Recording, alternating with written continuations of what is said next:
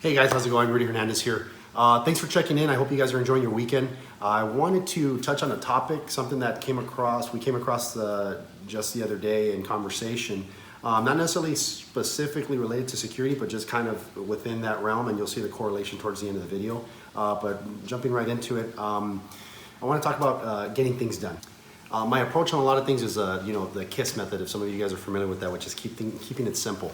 I don't like to complicate things. I feel that complexity is sometimes the death of action, which if things are too complicated, people might get overwhelmed and they may not want to pursue the action because whatever the reason is, whether they're scared of it, or they feel it's too much of a chunk to take a bite out of or whatnot. So like I said, a lot of the times I like to keep things as simple as possible. So a lot of the things that I've learned over the years in my experience, whether it's law enforcement training in the private security industry and things like that, I kind of tweak them and utilize them into different aspects of life, so to speak, or even in professional terms in work that we do. So obviously my approach is a three-pronged approach to a lot of things that I do, which first is identifying your objective. You want to identify what it is that you're pursuing. Whether it's in a professional sense or in a personal goals, things like that, or even, side businesses, side hustles, whatever it is that you're pursuing, you have to identify that objective. You identify the objective, you create a plan of action, and then the third most important is that you actually take action, you execute the plan. So it's identifying your objective, creating a plan, and executing the plan. And as a given variable, I'll say, is that we're always at a constant assessment or reassessment. And you're always evaluating either what you're doing, what's happening, or assessing. So I'll give an example in professional terms, like let's say in private security, whatever your role is, certified gunslinger or protector or some variation of that, obviously let's say one of your main objectives is to detect threats. Anything that's a threat, we want to identify. And then we have usually predetermined plan of action, whether through our training or through our SOPs, and we're going to usually implement that plan. So for example if let's say you're working a site, you're usually scanning, you're detecting threats. If you identify a threat, that's your objective. One, we've identified our objective, which is stop the threat. Let's say we have a person with a gun. What's our predetermined plan? Our plan of action is going to be obviously to go after that threat, whether it's to deter it or to stop it, depending on our level of training, depending on what we're doing. That would be second. And then obviously third would be actually carrying out the action, the plan itself. Best case scenario is obviously person sees a protector, someone going after him, a good guy with a gun, and he automatically puts his hands up, drops his gun, and he gives up. Best case scenario. So like I said, our objective was detect threats or stop threats. Obviously we have predetermined plans, so that's our plan of action. And then third is actually executing that plan. And then everything's a constant assessment, whether if we're searching, scanning for threats or whatnot. And then once we've actually identified and we've carried out the plan, we've taken that action, now we reassess. It's like now we've gone from 100 down to a little bit lower to where, all right, he's being compliant, he's given up. We're constantly in that state of assessing or reevaluating.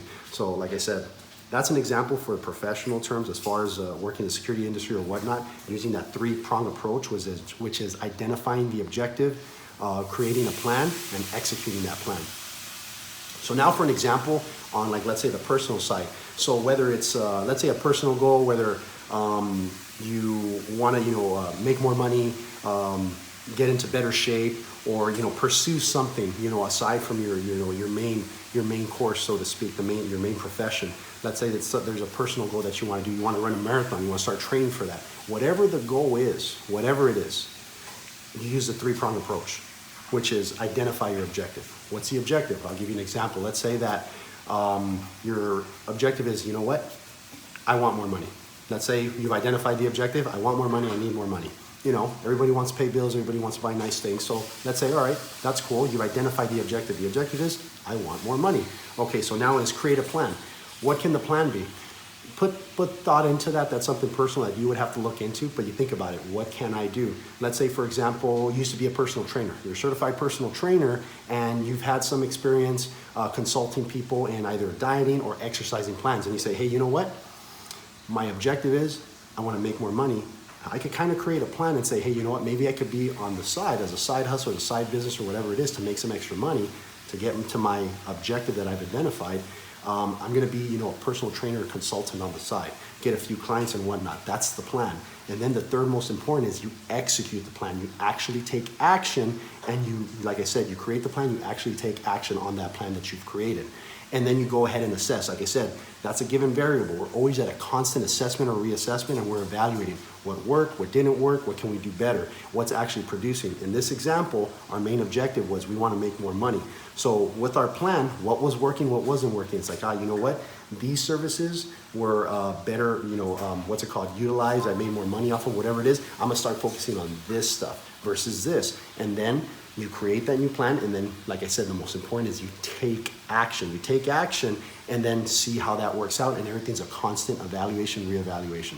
So like I said, guys, those are two examples in the professional sense and also in the personal sense, where if you want to gain something else, identifying your objective, creating a plan, and the most important is taking action.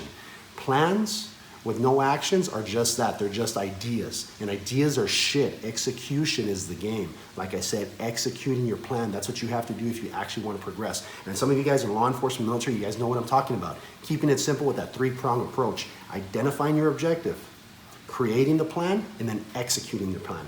Other than that, guys, stay safe and thank you. I won't settle for 50% of anything. I want 100%. You don't want most of it. You want all of it. And I won't stop until you get all of it.